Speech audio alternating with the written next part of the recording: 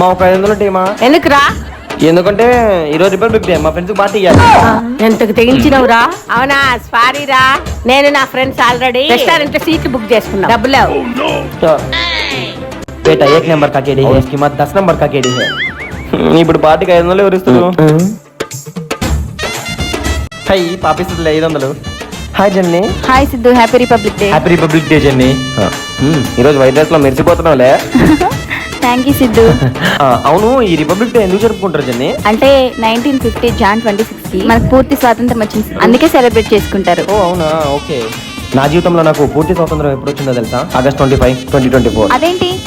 ఆ రోజే నువ్వు నా జీవితంలోకి అడుగుపెట్టి నీ రాకతో నా జీవితంలోకి పూర్తి స్వాతంత్రం వచ్చింది. అప్పటిదాకా కంచెలతో కట్టిపడేస్తున్న నన్ను నీ చేతి స్పర్శతో నన్ను విముక్తిని చేశావు. అందుకే ఈ రోజు నీ పేరు మీద 5,000 మందికి అన్నదానం చేపిస్తాను. వావ్, గ్రేట్ సిద్ధు నువ్వు.